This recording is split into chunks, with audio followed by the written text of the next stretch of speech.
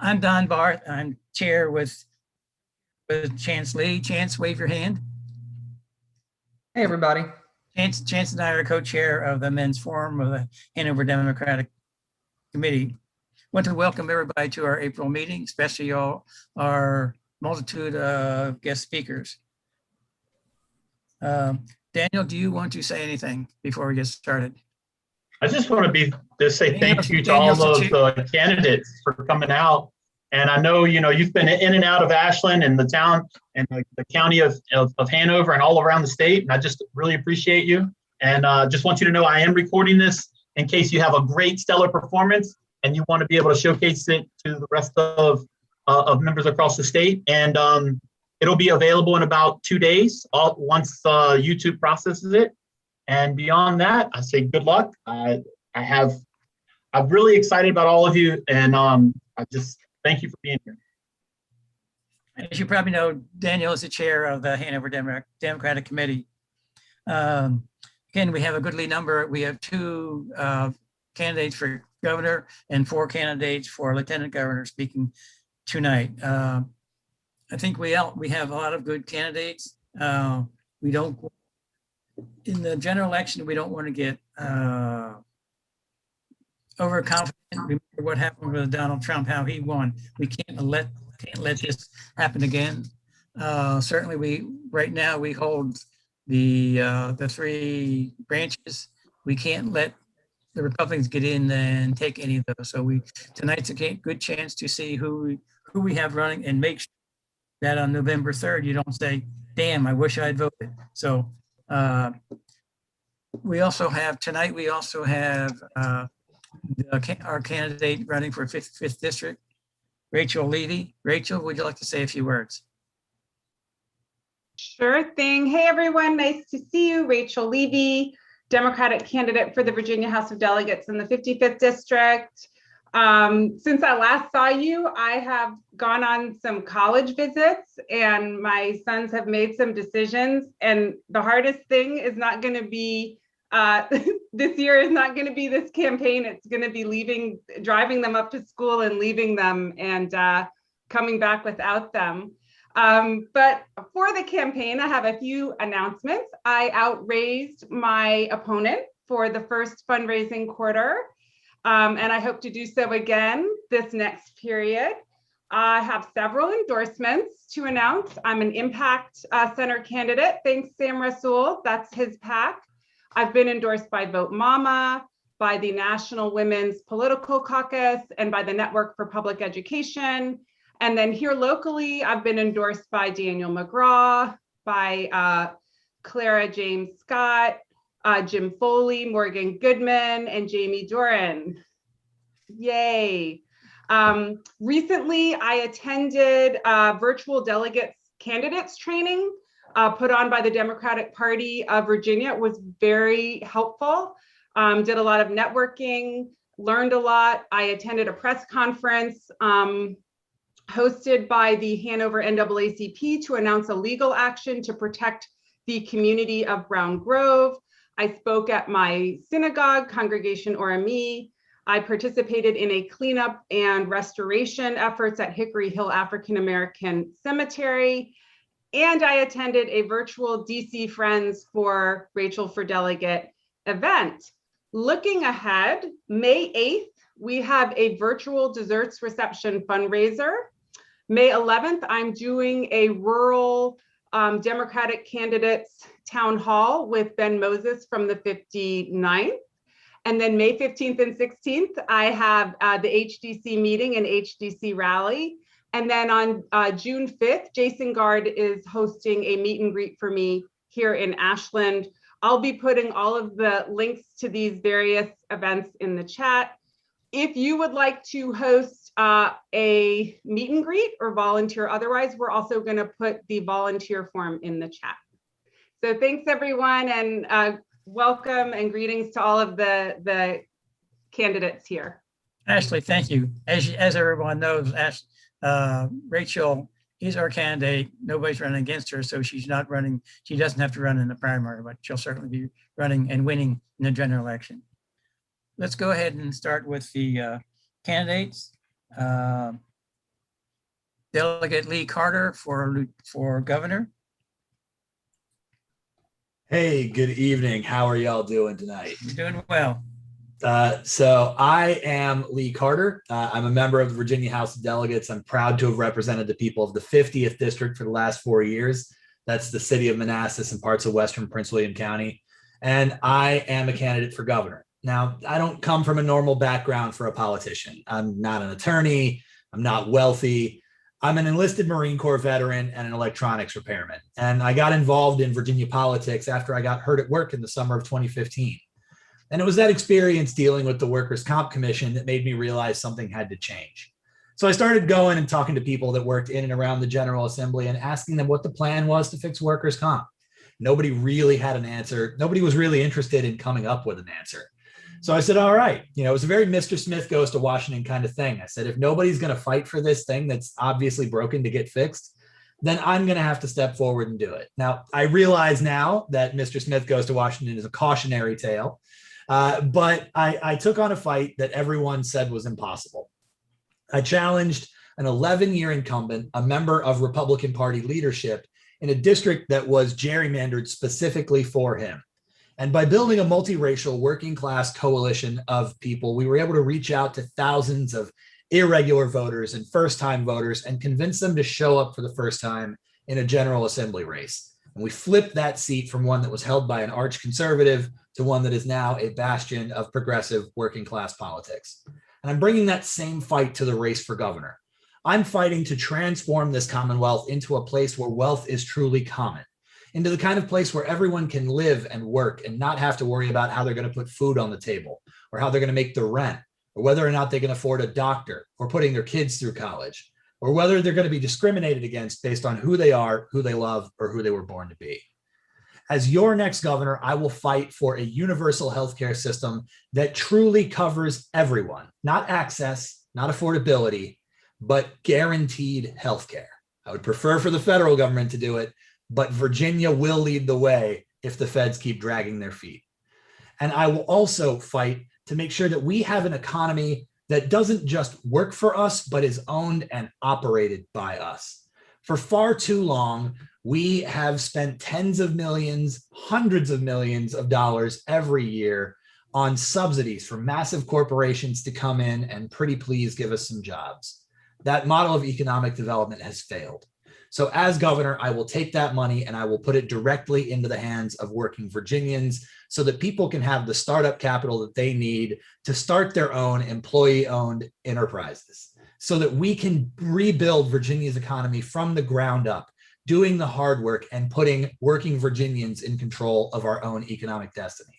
Not just jobs, but ownership and control over the economy so that decisions about Virginia's economy are being made by the people who work in Virginia's economy, not billionaire investors like Jeff Bezos and Elon Musk. And I will fight for an immediate end to mass incarceration, ending Virginia's participation in the war on drugs, and fighting to make sure that we reduce our prison population. The United States incarcerates more of its people than any other country in history, and most of those folks are locked up in state courts.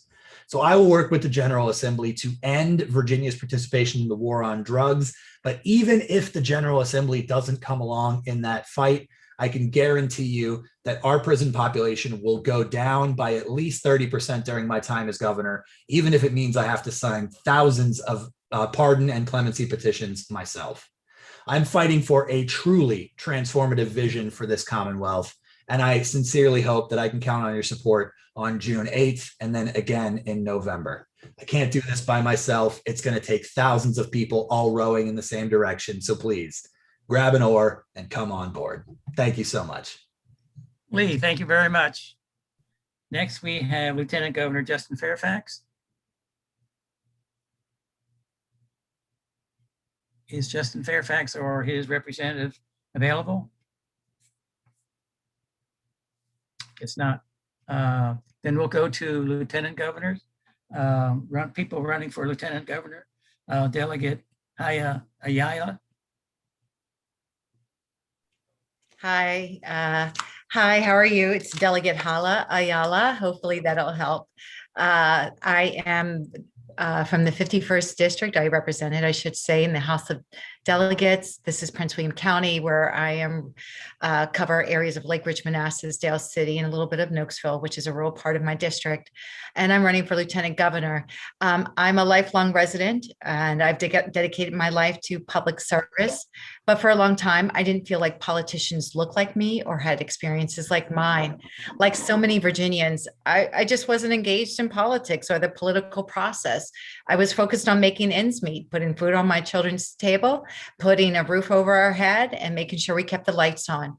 But that changed a little bit, especially the political part in 2008, where I went to a rally for Senator Barack Obama, who spoke in Prince William.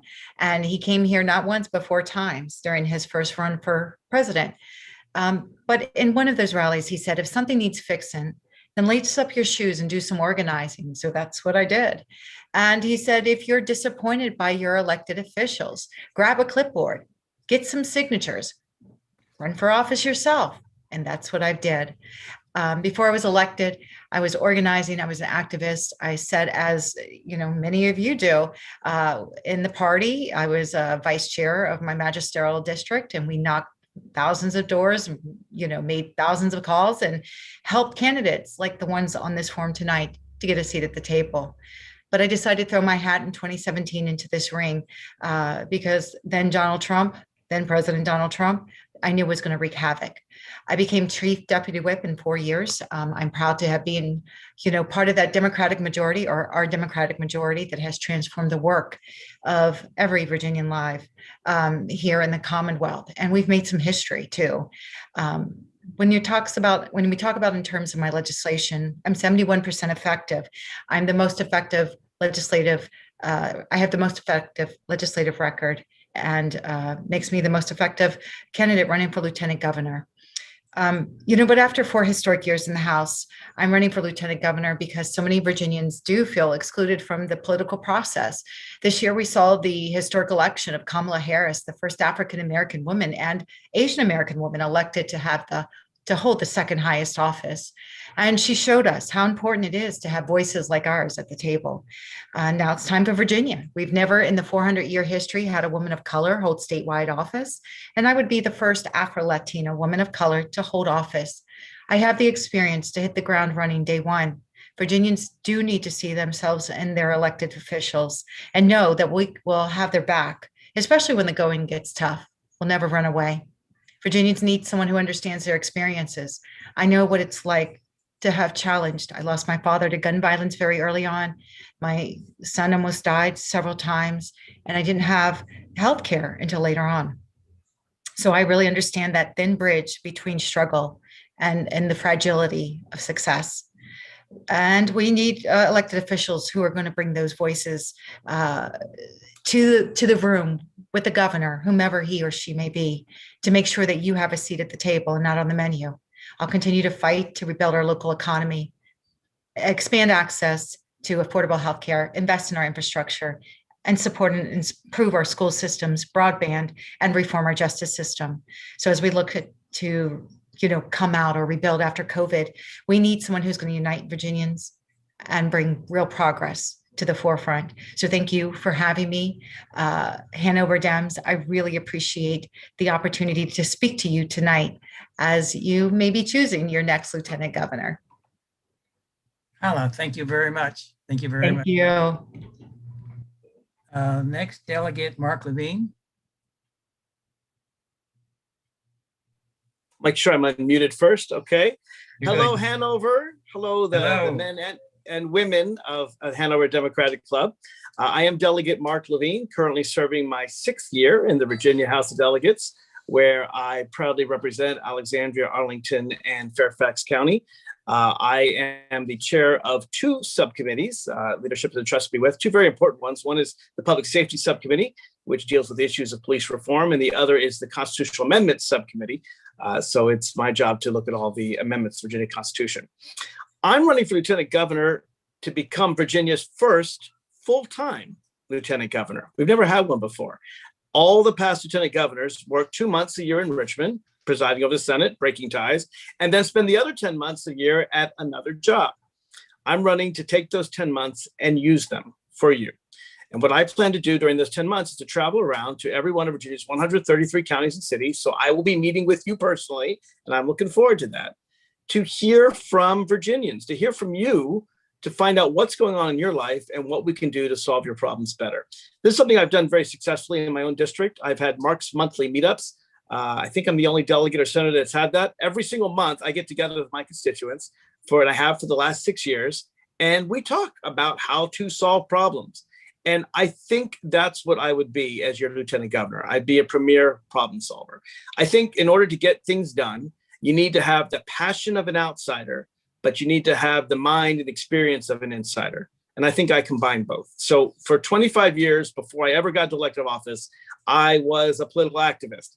I was also a staffer. I worked for Congressman Barney Frank on the Hill. Certainly learned a lot of the way things were done with him. And I take some of those things into the Virginia House of Delegates, but also out there fighting for lots of causes, some of which I found, some found me. In fact, the first law I ever wrote was a law to protect victims of domestic violence after my sister was killed by her husband 25 years ago. And the law at that time said that if you couldn't take children away from even a killer unless the killer had committed child abuse. So I argued to the court, I'm a lawyer by training, I argued to the court that killing the children's mother is child abuse. And the court said, no, you can't prove it was done in front of the children. Pretty grim stuff, really. So the very first law I wrote was actually in Tennessee 20 odd years ago. I moved to Virginia 20 years ago, was to say that no, domestic violence is child abuse. And that basically a wife beater is not a good dad. And even the very conservative Republicans in Tennessee got that message. And it's the first law I ever wrote. And thankfully, that's a law that actually helped save my family. When my former brother-in-law was captured by the law, we got to see the children again. He'd run with Mexico to them. And the kids came home to my parents who've raised them. They're doing really well. And he's in jail. But I brought that same experience to Virginia. And in fact, one of the laws that I worked on for 5 years before finally getting it through is a law that says, absolutely, if you have a history of domestic violence, that should be taken account of in child custody decisions. I've also brought 24/7 sexual assault and domestic violence support in hospitals in Northern Virginia. That I did not through legislation, but through a federal grant. And I'd like to bring that throughout Virginia. Been very active in supporting there. The other great cause of my life that I fought before I entered office was the cause of marriage equality, which I started fighting in the 90s, long before a lot of people joined on this cause. And I think the story of my life as an activist is that I take on really difficult topics that no one thinks they can succeed on and get them done. Probably the most important in Virginia, and it was the Transparency Caucus, where I took centuries of tradition that you had to hear, actually be in the room to hear what happened. Now we archive, we stream, we live stream and film every single committee and subcommittee in Virginia. And that's something I brought, changed centuries of tradition, because I know how to get things done. And that's the other thing, is to have the experience to know how to solve problems. I put in 47 bills last year and passed half of them. And that's because, again, knowing where the fault lines are. And as lieutenant governor, you're in the executive branch and the legislative branch. And I can take all the best ideas from around Virginia and bring them as whether to a law, I'm going to have a legislative agenda, or to working with the governor, whoever she or he is, to make the executive branch better, to work better in cabinet agencies. So I've got a big agenda ahead of me. I really want to change the office and give you 6 times more lieutenant governor than Virginia's ever seen before. Be happy to take questions if there's time. Otherwise, I really appreciate being with all of you here today. Thank you, Mark. We'll do questions after everybody speaks, okay? I noticed that Lieutenant Governor Fairfax has arrived. Let's do the rest of the people running for Lieutenant Governor, then we'll come back and do Lieutenant Governor Fairfax. Again, Mark, thank you very much. Sean Perriman, next. Hello, everyone. Thank you for having me this evening. I really appreciate it. My name is Sean Perryman, and I'm running for Lieutenant Governor here in Virginia. Just really quickly, I'll share my story of how I came to run. I believe I've seen many of you before, so forgive me if you've already heard my story, but I was first in my family to go to college and first to go to law school, graduated from Vanderbilt University, and then was working as a corporate litigator at a large firm. And that was pretty much really accomplishment of my lifetime, because my family was working class. No one had went to college, and going to law school, especially a school like Vanderbilt, was like going to the moon. According to my mom, it was about the equivalent. And then I was working as a litigator for a number of years when suddenly I was asked one day by a partner at my firm to work on a case representing Donald Trump. At the time, they wanted me to be the senior associate on that case. And Donald Trump was only a candidate, not our president. And in fact, he was a candidate that everyone said didn't have a shot at winning. We found out later on that that wasn't the case. But they wanted me to take on this case where he was suing Jose Andres, the celebrity chef. And at the heart of that lawsuit was the racist comments Mr. Trump made about Mexicans and people of color. Rather than do that, I quit my job.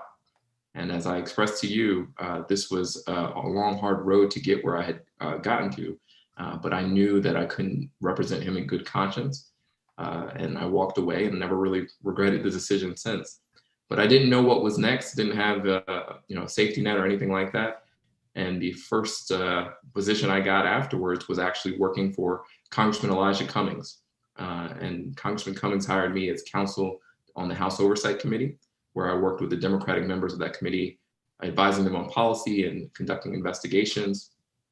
And as fate would have it, as many of you already know, Donald Trump, the candidate, became Donald Trump, the president. And so I found myself in the same year, not quitting my job and then working for the team investigating him on the Hill. But I knew then that when he became our president, that there were more people who shared that ideology than I ever suspected. And so I wanted to do something in my local community to fight back and to do more. So I live here in Fairfax County, where I joined the Democratic Committee and I joined the Fairfax NAACP. I actually became the youngest president in its 102-year history. And I grew the organization to be the largest chapter in the Commonwealth. When I took over about a year and a half ago, we had something around 300 members. We grew that to be about 1,400 members by the time I stepped down on January 1 of this year. And the issues that we advocated on were the ones that in the last year have really come to the fore. We were out there, we were able to change the name of Robert E. Lee High School to John Lewis High School.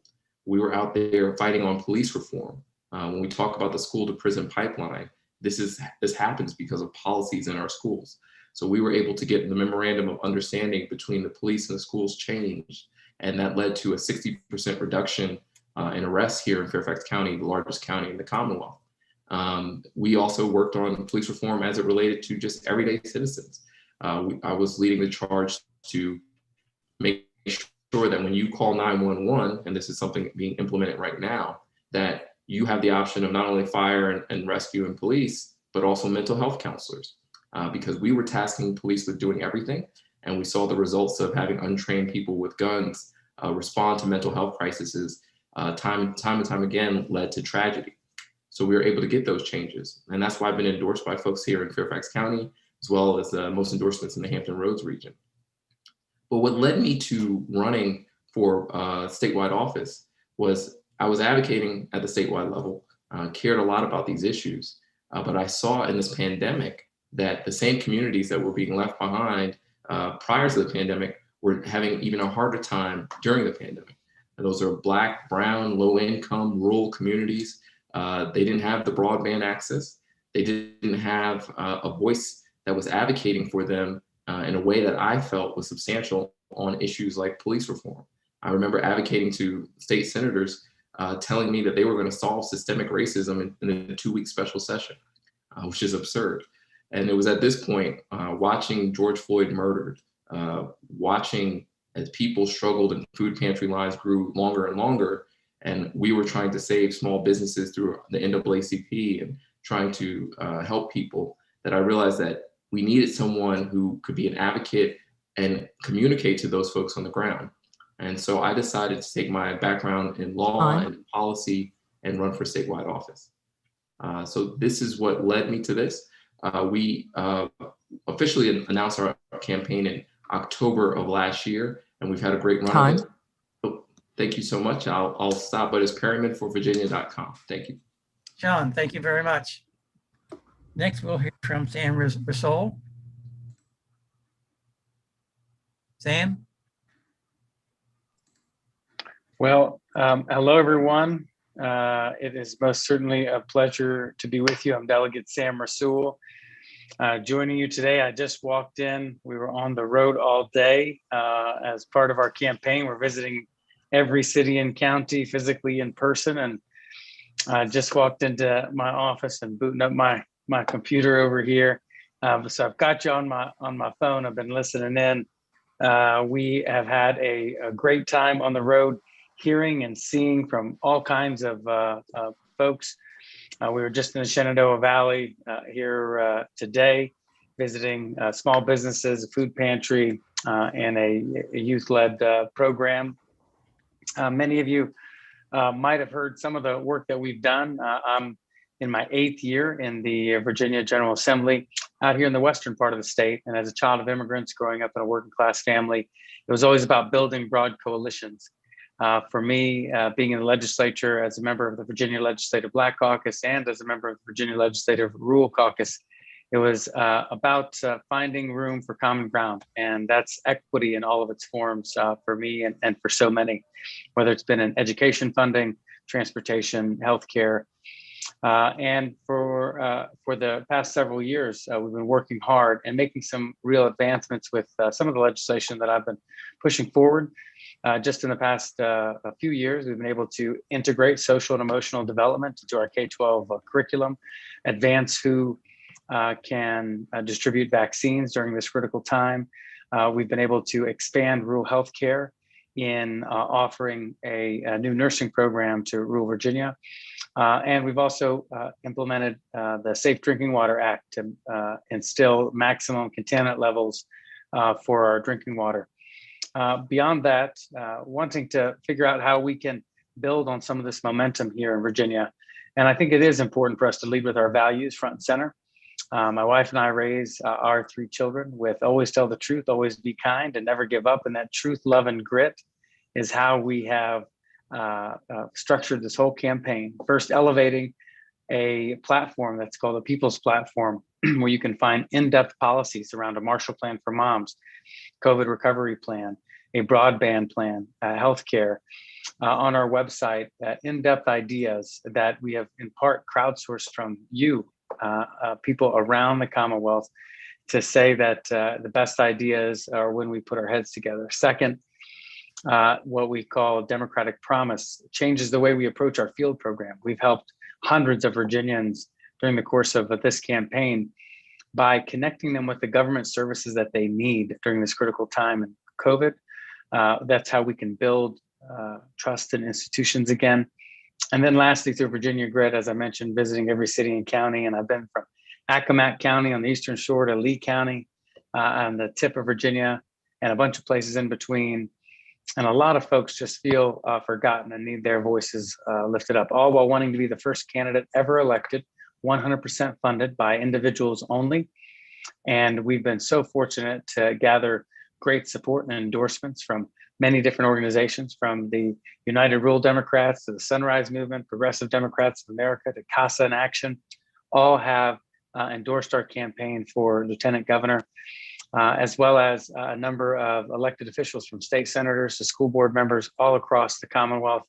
What I've learned in my 8 years is that it's not enough to be right. We've got to bring people along. And there's a great quote by Ruth Bader Ginsburg. It says, "Fight for the things you care about, but do it in a way that leads others to join you." And I'd love to join you in elevating your voice, being a champion for your issues. And it'd be an honor to be able to do that as your next Lieutenant Governor. Sam, thank you very much. Thank you. Thank you. Let's go back to pick up candidate for governor, Justin Fairfax. Justin Fairfax. Are you still there? I don't see him. I'm going to pull up the gallery view, but I'm not sure I see. I didn't see him either. I saw him come on, but he didn't. Okay. We'll pick up Justin Fairfax later if he comes on.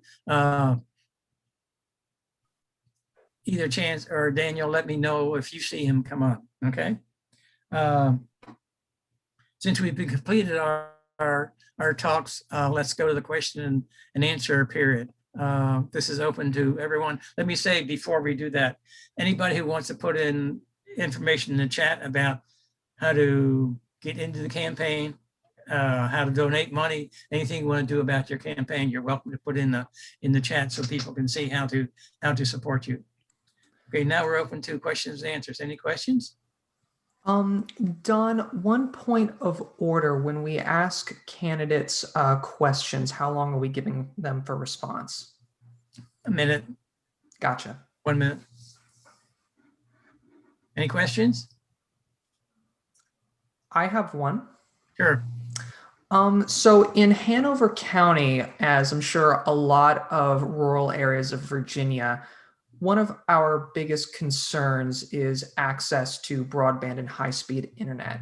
And so if I could just ask each candidate's preferred, or what each candidate's perspective on that issue is and how we would go about resolving that for hundreds of thousands of Virginians who are experiencing problems with it. Who would like? Yeah, I'm happy to chime in. Go ahead. Who was that? Delegate Rasul. Yes. Yes, I think that it's important to, number one, treat broadband as a public utility. Number two, realize that the cable companies have not been our friends and not been honest partners in all of this. And so we have to be able to push back and say, we've got to take control. I've got a full plan on my website that talks about very specific steps where we can break the monopolistic tendencies that the cable companies have right now that prevent competition. We should mandate that there's an affordable plan for all broadband providers that they have. We should ensure that the authorities, what we call broadband authorities and localities, have the ability to be able to compete for the grants, both federal and state. Some of it funnels through the state as well, and not just have it only for the state, the public providers. And then lastly, ensure that they have bonding ability so that way they can go out and borrow the funds needed to build the infrastructure. That's the way that we can empower them. Thanks so much. Thank you, Sam. I'm ready. Delegate Levine. Mark, go ahead. Thank you. So it's not just enough to have a plan, you've got to take action. I'm proud that from my very first term, I've served 6 years now. For my very first term, I've considered internet broadband a priority. I actually predicted the end of your question. Back in my first term, the Republicans were in charge, 66-34, and I talked about expanding the Virginia Telecommunications Initiative, which is a public-private partnership. It's a one-to-one match. And at the time, they said to me, "You're from Alexandria, what do you care?" And I said, because I care about all of Virginia. They didn't seem to get that. But I've put forward bills to help both in rural and urban areas. For example, HB 1052, my bill from 2020, a bill that would allow competition from municipalities, much as they do in Chattanooga, Tennessee, to set up their own internet site. And plus, it encourages competition among the broadband entities because it has to be available, like rural electrification was in the 60s, and it has to be affordable as well. So we need both aspects. I've been putting it forward, and a lot of the cable companies don't like me for it, but that doesn't stop me. Mark, thank you.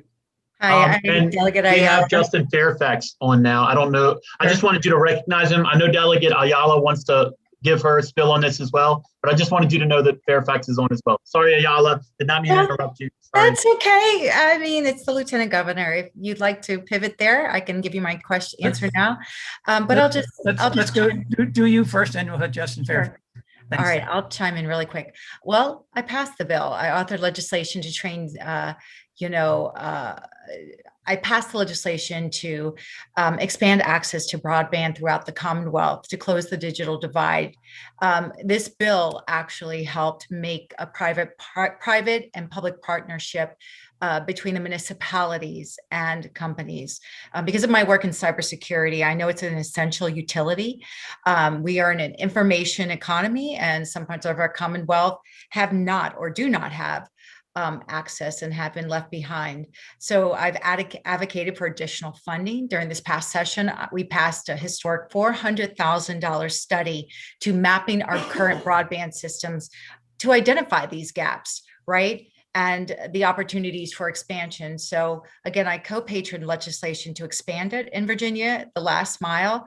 As Lieutenant Governor, I'll work closely with our CIO. Hopefully we'll have him or her reinstated, and our federal partners to pass a modern day Virginia Electrification Act and make sure that's comprehensive to make sure that every Virginian has access to quality broadband. Thank you.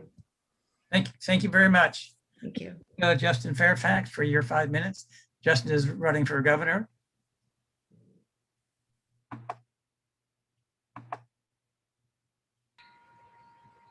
Justin Fairfax. Good evening, everyone. Can you hear me now? Yes. Wonderful. Thank you so much for having me. Are you done with the lieutenant governor candidates?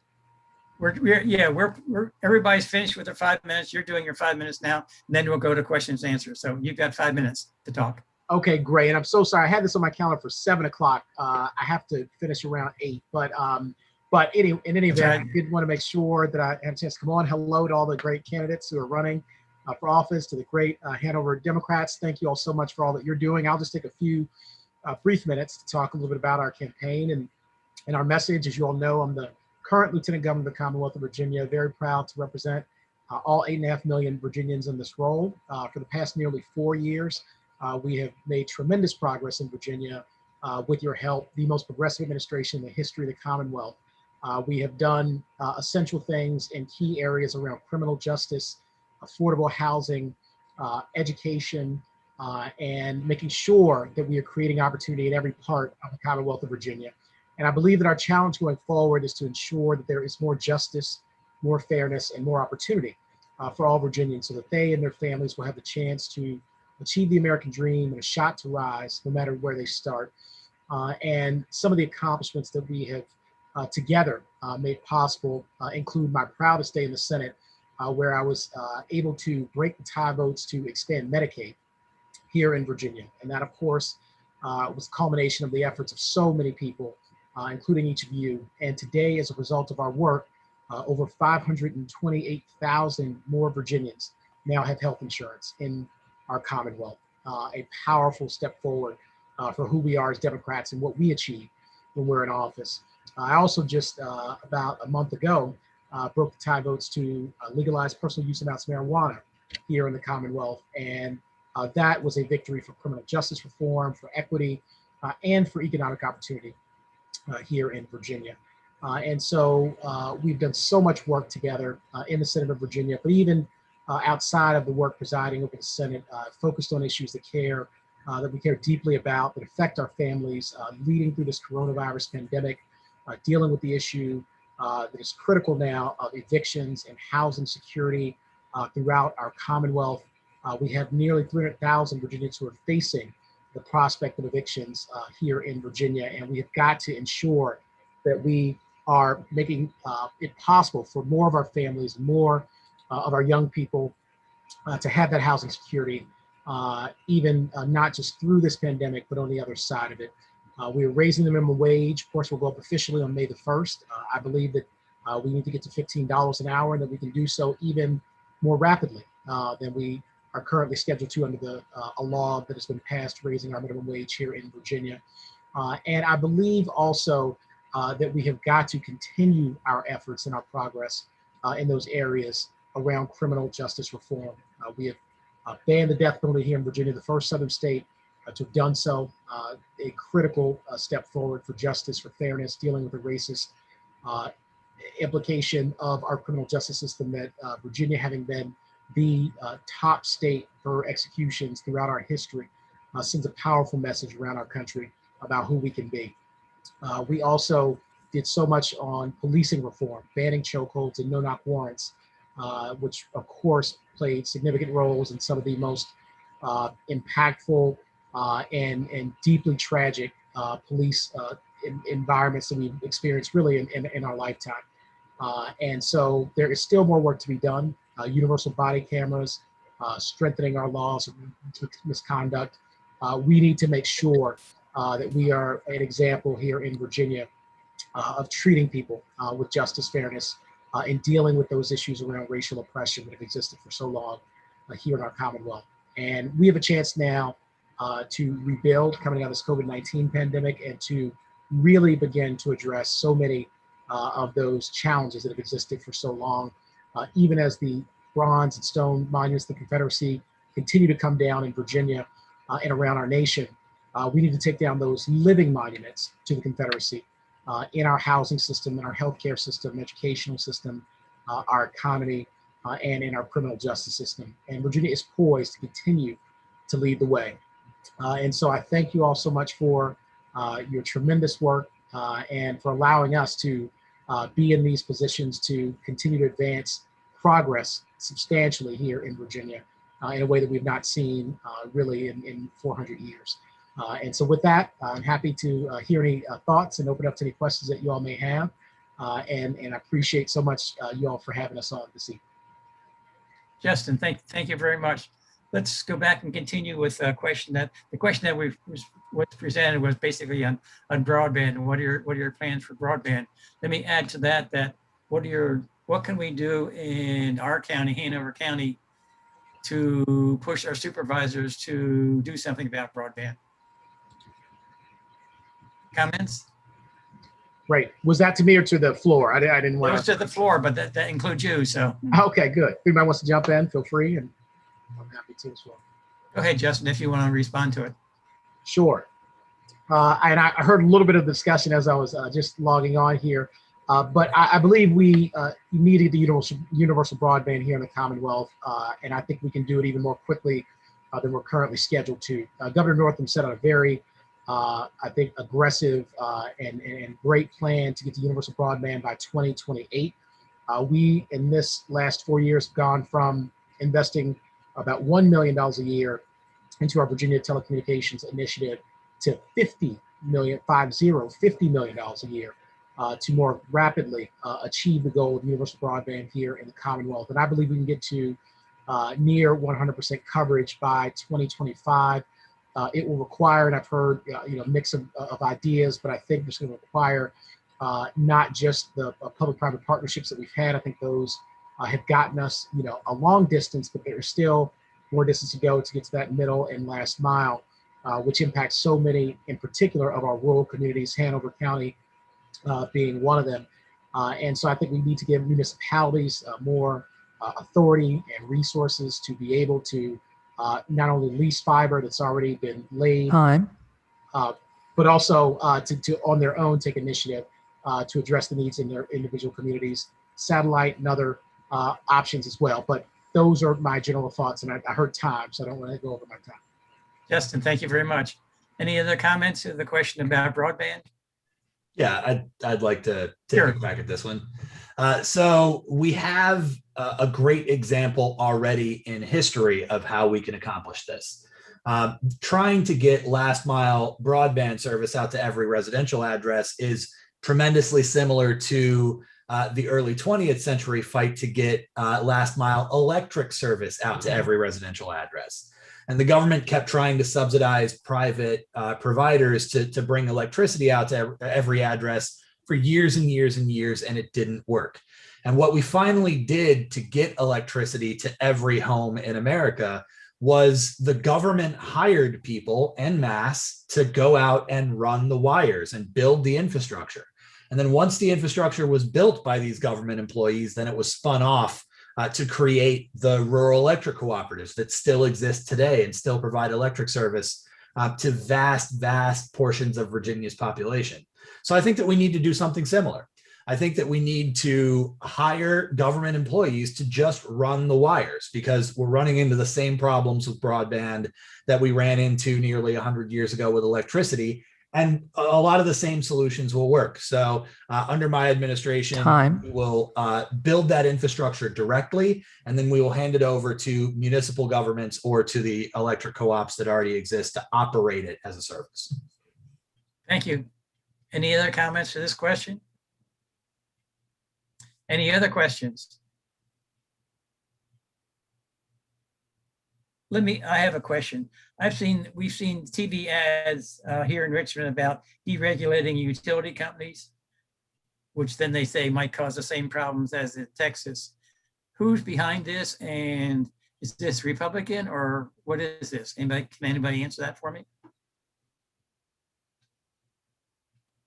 I guess not. I don't know who's behind the ads, but I can comment on the issue. So what is your opinion of deregulation? Especially so that Texas doesn't happen here. We definitely don't want Texas to happen here. The problem with Texas was too little regulation. And frankly, the problem with Dominion and for other natural monopolies, utility monopolies, is often too little regulation. I mean, they've had a stranglehold over the General Assembly for years. I'm proud that I never took a penny from Dominion or APCO or any utility long before not taking money from them was cool. But what we have to do, it's not just a matter of we absolutely need clean energy. We've got to fight climate change.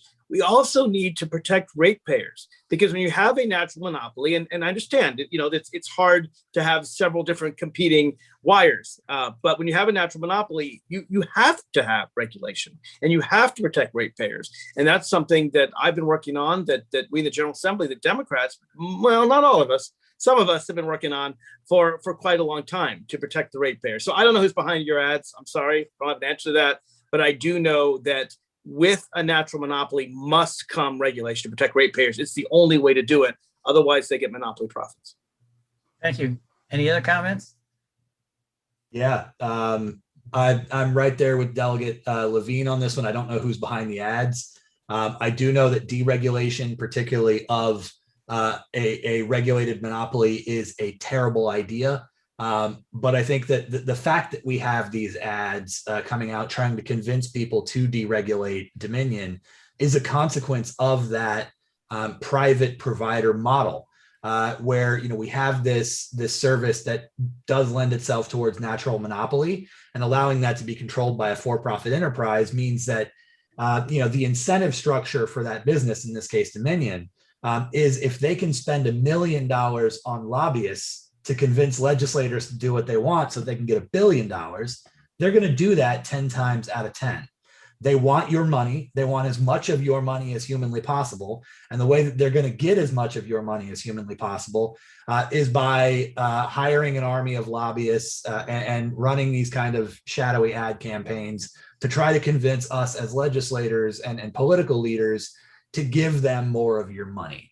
And so my perspective is that we need to move as much of the for-profit, investor-owned utility service area over to cooperatives as humanly possible.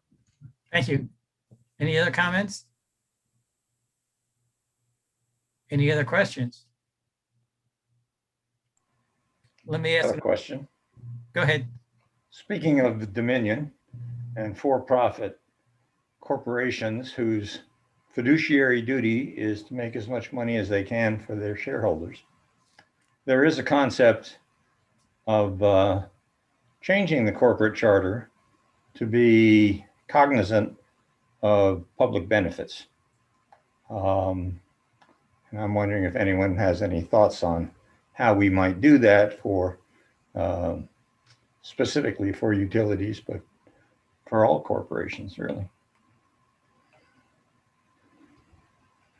Yeah, changing the structure of ownership to get rid of that sort of negative incentive is a central part of my my economic platform.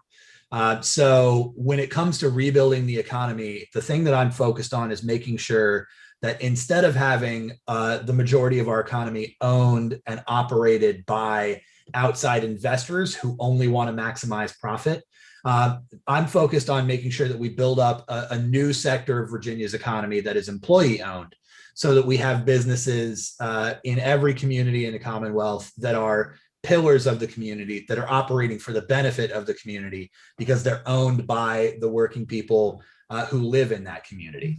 And electric utilities are no exception. I think that we do need to bring back what was called the corporate death penalty, which is a terrible name because we just abolished the actual death penalty.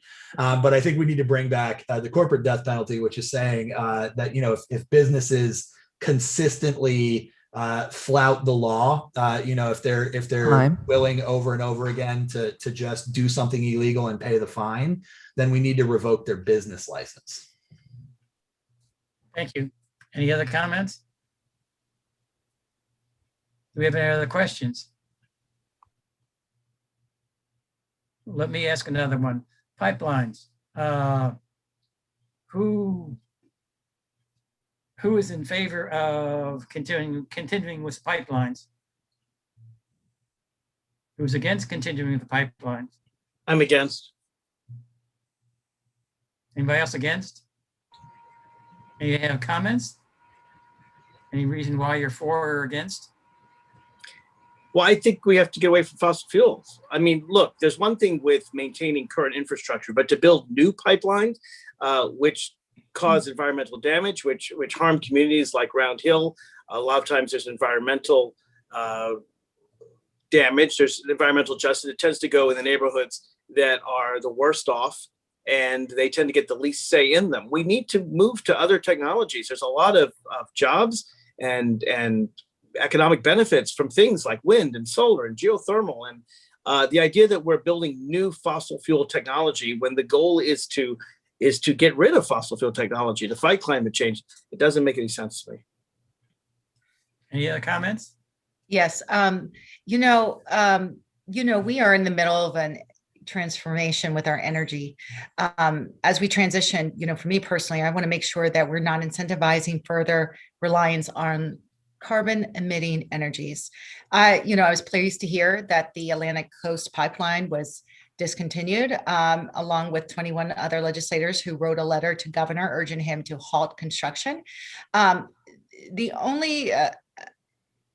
halt construction, I wanted to add, I do, and I'm trying to formulate my thought with this. I have concerns about the current staffing plans, during the pandemic. In Prince William County, we have an application that's in process for a pipeline came after a much larger Virginia natural gas, expansion. So the project was dismissed. The spirit of what I'm trying to say is I believe that, we do need to transition to renewable energies as quickly as possible. I'm supportive of the Virginia Clean Economy Act. That my name is on the bill and I supported it. It is the floor, not the ceiling. Thank you. Mhm. Yeah, Hey, John. Yes. Rachel had to step off, but I think it's important, since I'm still here, that on her website, she also says that she does not believe in any new pipelines or the gold mining that's going on either. So any new pipelines are none that have been started or planned, correct? Yeah. Nothing. So I just wanted to chime in for her. Thank you. Any other questions? Any other comments on this? From my perspective, I think we need an immediate moratorium on new fossil fuel infrastructure construction. In fact, I think that we needed that moratorium in place years ago. I think that the fights that we've been having over the Mountain Valley Pipeline, the Atlantic Coast Pipeline, the new expansion of a pipeline that was proposed right here in Prince William and Manassas, they were completely avoidable. And we have spent a lot of time, a lot of energy as activists fighting back against these projects that were greenlit by Terry McAuliffe. So I think that we need to, when we're moving forward, we need to make sure that we're not putting the same people in charge who got us into this mess in the first place. They're not going to be the same people to fix it. Thank you. Any other comments? Any other questions? I had a question. Sure. Is there anything in anyone's initiative? This is for anyone running. I'm trying to formulate my actual question. for maybe police officers to live in the areas that they serve in. I think my personal opinion, I think a lot of issues that we see between Black and brown communities and police officers or law enforcement is a lot of those people may not look the same color or may not live in the same areas or be adapt to certain situations in those neighborhoods or areas themselves. So are there any initiatives that kind of shrinking that gap to where we won't have confrontations or shootings or deaths? I think that's a great question. And that's something I've supported for a long time and something we do in my community of Alexandria and that I work to help happen. In fact, I was just we unfortunately had a shooting not too far from my house about a week ago. And the community was there and we have some public housing in Alexandria. And the folks in the housing wanted more police, not less police. They wanted the police to walk the streets of the community, but they wanted the officers they knew. They wanted to have that personal relationship. It's really critical that officers get out of their patrol cars. First of all, I want them to live in the neighborhood, so I completely agree with you. But I'm adding to that, I want them to get out of their patrol cars. When people know the officers' names, when people have that interaction with the community, when the kid riding his bike down the street sees Officer Smith and he knows Officer Smith, there's just a much better connection. People can talk about crimes being committed. They can say what they've seen. There's this safety in the community. So absolutely, we need community policing. And community policing is of course, things like better training, of course, using force as a last resort, of course, having mental health training and knowing, but it's also, yes, absolutely about being in the community. I'll just add to that, Delegate Ayala. Of course, it's important to have representation from your community. You have the ties. You know the community intimately. You know the challenges our communities are facing if you're from our community or our state. So I think it's really important to have, not every member of the force needs to be, but having people who really relate to our communities, whether it is on South Side, whether it's Prince William County. If you're from here, you understand what here means, right? So I agree with you on that concept. The other thing is, with that, you can have discussions about the challenges that you're facing. This means either controversial uses of forces and other incidents that damage relationships. And if you're from the community, that bridge that you have to cross becomes a lot smaller. This does not mean because you are from our communities that it's going to solve everything. I think the bigger question is about making sure things are transparent, things are accountable, right? And making sure that we do everything we can to make sure every Virginian is safe. And I think, go ahead, thanks. Any other comments? Yeah, policing is an issue that I've been extremely vocal about. I think that we have a structural problem that cannot be addressed by tweaking around the edges. So, I think within the existing structure, certainly having the police officers live in the community where they work would be an improvement. But I don't think that is an improvement that is up to the scale of what's needed. And the example that I'm going to use is, unfortunately, my hometown. I'm originally from Elizabeth City, North Carolina, and that is a town that everyone is learning about this week. The Pasquotank County Sheriff's Department has, or at least had, 55 deputies, and they all live in Pasquotank County, maybe a few exceptions that live in Perquimans County or Currituck County. But Elizabeth City is absolutely the center of that community, even for the surrounding counties.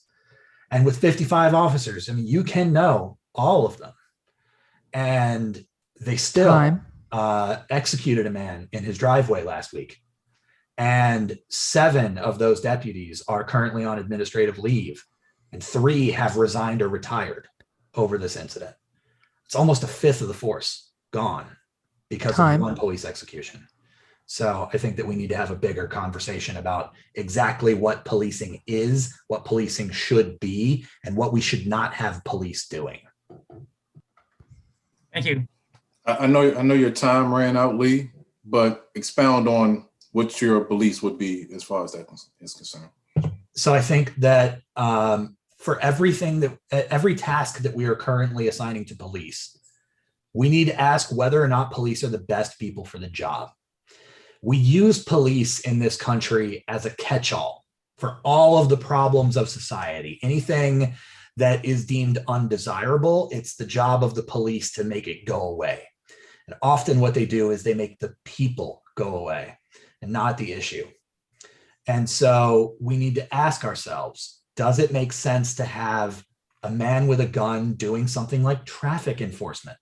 I don't think it makes sense to have armed police doing that. I think that can be handled by an unarmed, non-police agency so that there's not that danger there at a traffic stop. There's not that risk of a confrontation. There's not that risk of harm to either the person doing the stop or the person being stopped.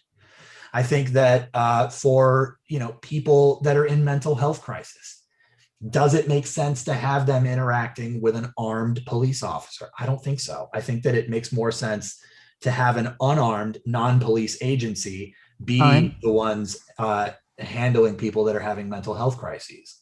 I think that we need to end the war on drugs.